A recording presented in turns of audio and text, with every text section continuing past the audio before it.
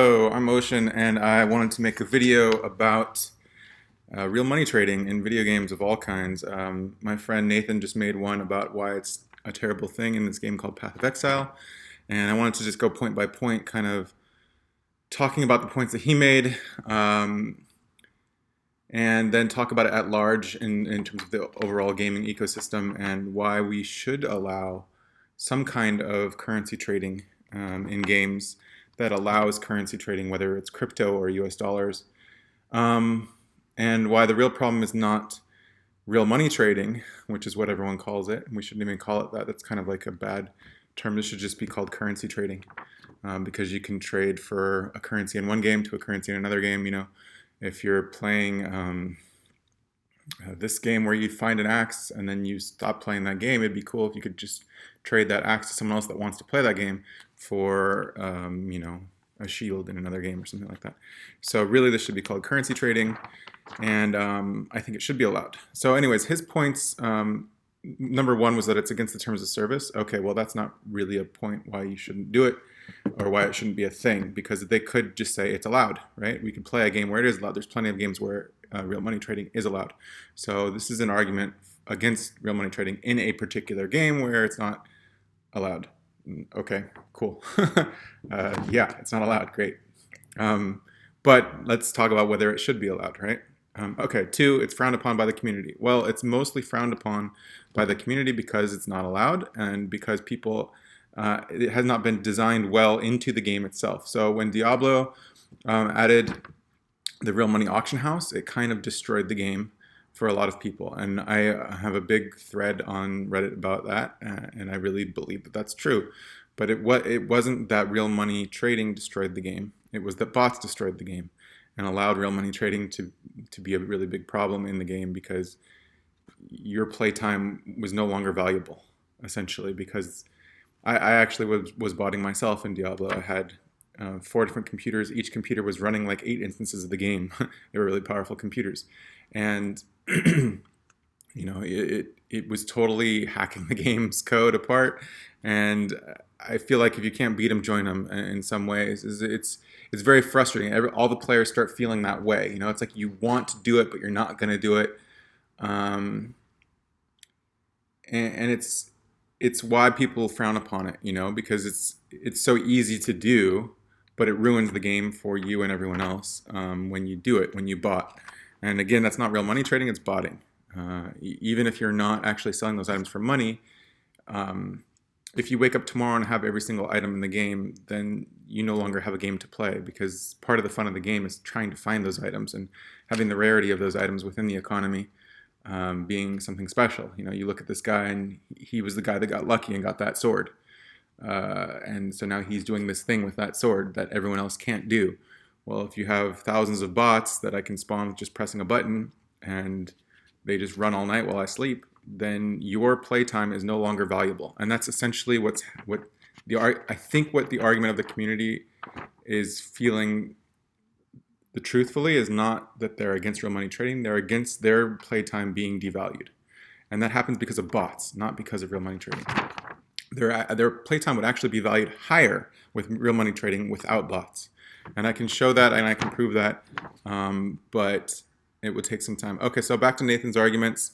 So 1 and 2, terms of service, frowned upon by the community. Okay, great. Then he talks about the damage to the game with price fixing bots, bot farms, and I mean, pretty much he's just making my point more clear in that the problem is not real money trading, the problem is botting. The economy gets shifted around. That's very true. If someone found something, the very first headhunter in a league is worth, the most it's going to be worth at that time based on the currency in the market. Meaning, let's say there's only 10 exalt orbs total in the community. That headhunter is worth all 10 of those exalts. If you had 10 friends, each had 1 exalt, they would give you the exalt so that you could get the headhunter, so that you could farm and then get more exalts faster than anyone else. So when there's a scarcity of items and scarcity of currency, items values, it's interesting because the currency itself, those 10 exalts will actually be worth, like 100 in a couple weeks, because at that time the headhunter would only be able to sell for 10 exalts because that's all the exalts that are on the market. But in a couple weeks there will be hundreds of exalts on the market, so now the headhunter will be worth 100 exalts, whatever it is. So the economy shifting around is natural, and that happens over time just based on scarcity of items. And again, your playtime being valuable is what this is all about. If you have a chance of getting an exalt and your chance is, let's say 1 in 5 for every hour you play, and of course that changes based on the power of your character. So if you can get an exalt every 5 hours because of your character, then that exalt has a currency equivalent of time for you on your character. And that happens for everyone. But with these bots, it totally starts inflating the market with all the currency and items. And so that's why you notice that the PlayStation market, everything costs a lot more, chaos orbs especially, than in the PC market. And that's because the PC market has so many bots flying around that the PlayStation market does not. So all the items are really easy to find. There's tons of them on the market. They go down. They're worth like basically nothing. It's like they're worth the vendor amount. They're worth like 1 chaos at most.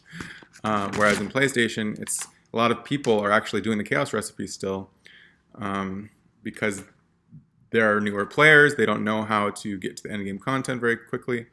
So there's lots of chaos orbs in the economy, and the items are much more rare. So they go for more value, more chaos orbs. And that's cool. I think that the PlayStation, for that reason, is more fun to play in because of that. Having more chaos orbs value, or the items valued for more chaos orbs, it kind of shows that there's not a bot community there just inflating the value of the currency and flooding the economy with items that are easy to farm. So he talks about who gains out of this, and I think he made some really good points that the real money traders and the sellers are the only ones that gain anything. But I mean, okay, so like if and he says they also are hurting themselves because the people that are actually buying items don't actually get to play the game as well as they could have otherwise, and I totally agree with that 100%. But again, if that's the case, then it's not hurting you, and it's only hurting them to buy that currency, perhaps. Then why would you care, right? It's kind of like people who are against gays or something, and it's like, well, if you think being homosexual is bad, then don't be homosexual, right? Like, why enforce that onto other people? So I personally feel that way about real money trading. I don't do it myself. Again, I did in Diablo, but as a programming exercise, as a software developer, to just do it and see how it went. And I only did it in hardcore, and it was kind of interesting there. You could easily make a couple $1,000s a month just selling items that your computer found like while you did nothing. Really weird. And I wanted to like see how that worked and figure that out. And I did. And I think it's stupid. People that, again, yeah, I think Nathan's completely right. People that buy items are robbing themselves of a fun experience of the game. There is something to be said there that your time is worth money in the game. Yes, I think like your time is valuable, and you don't want to devalue people's time by botting, especially because that's rude, right? It makes their time not valuable anymore. Someone coming new to the game, I really like Path of Exile, particularly because like, especially like Legion, for example, you can do a monolith at like level 1 and open up a chest and get some splinters that are worth chaos orbs. And that's really cool that like the time worth money, worth currency in game thing is actually somewhat equalized. You can go back to low level zones and farm pretty effectively. You don't need to farm red tier maps. You can farm just white maps and make a lot of currency. So now I want to talk about why I think that real money trading should be allowed, and that botting should be heavily banned. And I don't know why games don't make better bot detectors and instantly disconnect people and force them to contact support and so on to get their accounts re-enabled. It would be really easy to do certain checks, and I think that a lot of games should do that in the future. So I'm actually wanting to make an app on your phone that you can borrow money from people, borrow currency from people. So let's say my car broke down and I need to get to work. um, and if I take the bus, it's going to take me an extra 2 hours every day to take the bus until I make enough money to get a car. And with that time, I could be making more money because I could have another second job or something. So if I got a loan for, let's say, $2,000 and got a shitty car on Craigslist, then I would have an extra 2 hours a day to drive for a Lyft maybe and make like, I don't know, during those 2 hours, let's say $40 a day. So in 30 days, I'll be making $1,200. So in 2 months, I will have made $2,400 driving for a Lyft on those hours, and I can pay back that loan of $2,000 and I have made a $400 profit, right? Being able to finance people is an important part of economies, and the U.S. economy is even bad, even though it's one of the best ones in the world, right? Like in the sense that you can't go to the bank and get a $2,000 loan, really. They're going to laugh at you if you have no credit, if you have no prior history of getting loans, and even then they're not interested in a $2,000 loan, and they'll charge you interest. If you want to get this kind of loan, you'll get it from someone that's going to charge you like 30 to 50% interest. You'll be paying back $3,000 on a $2,000 loan, which is insane. Borrowing money from friends and family is very difficult because people don't trust you to pay them back, and even when you do this with friends and family, often people forget, oh, I paid you $200 last week, but $300 this week, and then people start lying and they misremember things. The human brain is not very good. So having a system or an app that you could use to keep track of these loans would be really nice. And so I started working on this thing called FriendLend, where you could lend your friends money instead of kind of like a GoFundMe, it's like a GoLendMe. And I was using it to do some stuff with Airbnb. And it's funny, like all this stuff, like everyone's always concerned with real money trading in video games, but like all the same dynamics apply to real life with scarcity and economy shifting and so on. Like right now, you have the economy shifting majorly away from hotels into Airbnb, and the cities are, blocking that from happening by taxing both Airbnb listings directly. And there's been all kinds of startups trying to do Airbnb in a different way using cryptocurrency where the government can't tax you for it. And it's kind of frustrating, right? Like you're not allowed to really just trade with people without having to give your money to Uncle Sam. It'd be like every time you made a trade in game, you had to put one chaos orb that just got destroyed or something that went to GGG. Somebody that plays for GGG. Like their developers get the tax money and they get to do what they want with it. It's kind of weird. I don't like that part of governments, and I hope that as we get more and more technology, we'll move away from that sort of abusive freedoms. America is not the land of the free. Compared to some countries, we're very, very restricted, and Airbnb taxation and banning is a very big example of this. You have the government running the taxi cab companies in the sense that they're taxing them heavily. And when Lyft and Uber come around, they say, oh, you're not allowed to go to the airport. Sorry. It's dangerous if you're picking up people from the airport. So we're going to make a law against that because most of the revenue comes from taxis taking people from airports to other places. And all that revenue is being lost once it went towards Uber and Lyft. So all these kind of laws, right, frowned upon by the community, especially as something that it wouldn't be frowned upon by the community if it weren't illegal. Like there's so many times, for example, slavery was a really bad thing, but it was legal, so it wasn't frowned upon as much. And then it started becoming frowned upon, and they started changing the laws, and slavery is a really bad thing. And we kind of know that botting is a bad thing. And slavery is like an inverse example. Let's do an example where something is not allowed, but it should be, like maybe alcohol, prohibition. Alcohol's everywhere now, and it's not frowned upon if you have a beer, whereas it used to be a lot because it was illegal, right? Same thing with marijuana now, becoming legal in all kinds of places. It's not really frowned upon. People don't think you're a loser if you're smoking weed anymore. I have a lot of friends that smoke before they go to bed at night, or they take some CBD for different pains that they have, and it's no longer frowned upon the way it used to be. So if it wasn't against the terms of service, I don't think it would be frowned upon. I actually think that Steam and a lot of these, I think that we need some kind of system whereby we can loan each other items and have like a credit score essentially between players where I can say that the trade went bad or the trade went good, and your identity will then have a rating. There's still people scamming each other on Path all the time.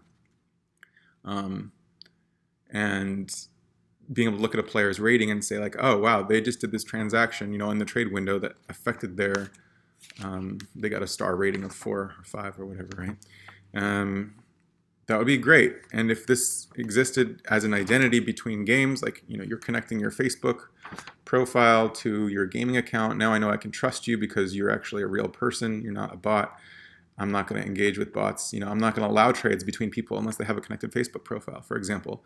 And if Facebook actually enforced you to have a phone number to make an account, like right now Facebook's still terrible with cyberbullying and botting of its own kind.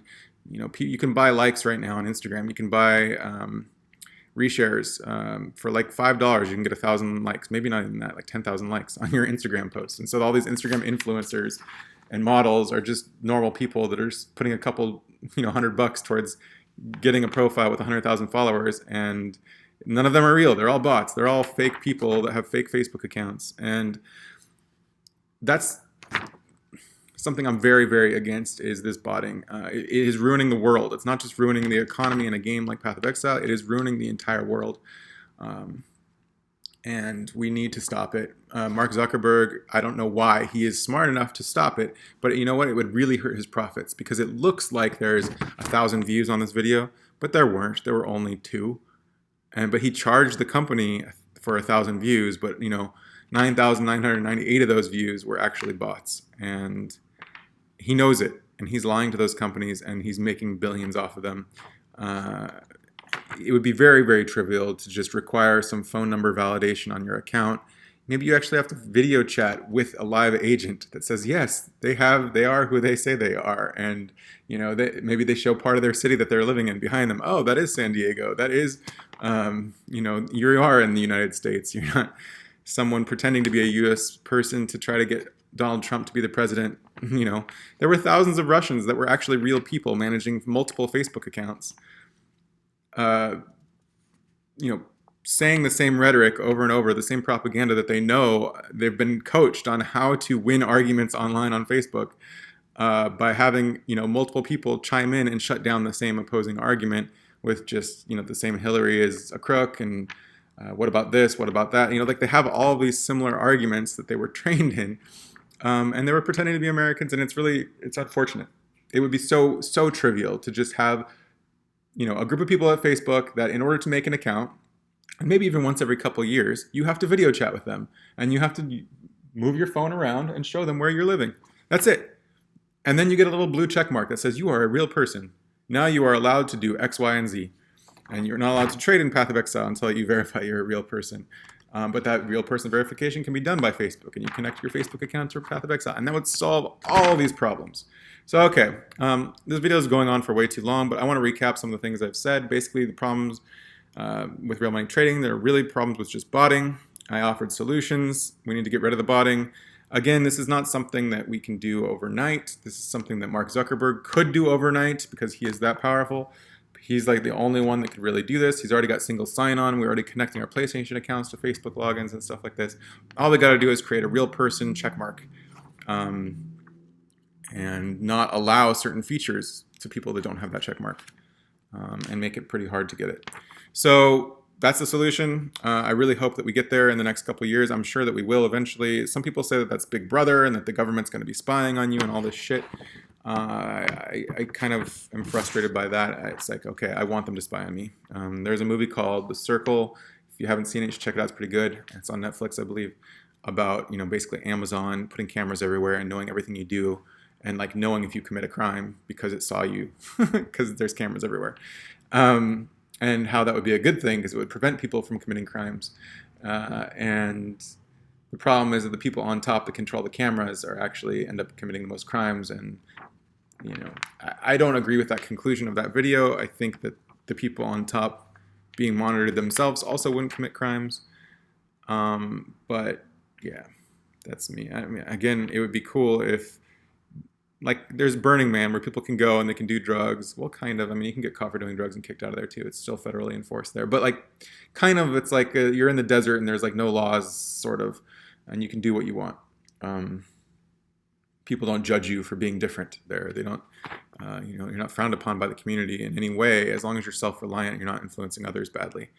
Um, and I think as long as those places exist, then it's okay to have places where you're completely controlled and spied upon, and you have to verify your identity and everything.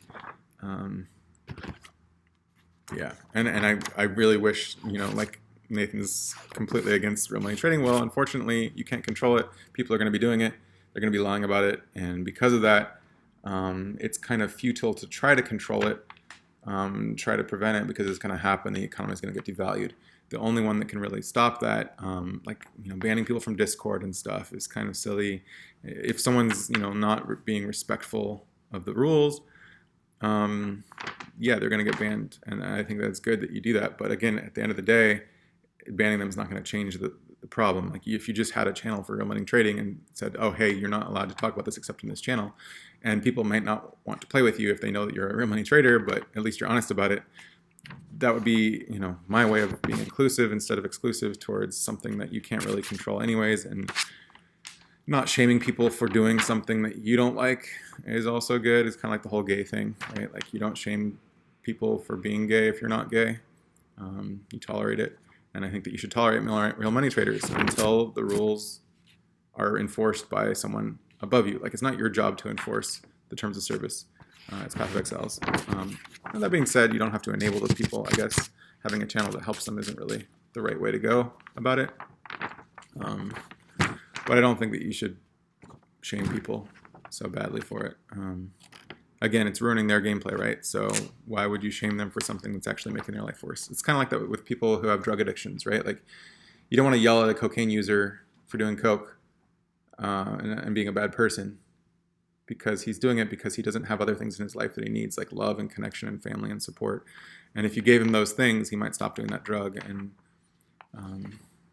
yeah, that's a lot about this real money trading thing too. You're giving people a really good place to have like a community online, maybe in a Discord or something like that, and actually play the game and have fun playing different builds. And they realize that they don't have to do real money trading, then they're not going to do it. So yeah, all right. Sorry the video is so long, but those are my thoughts.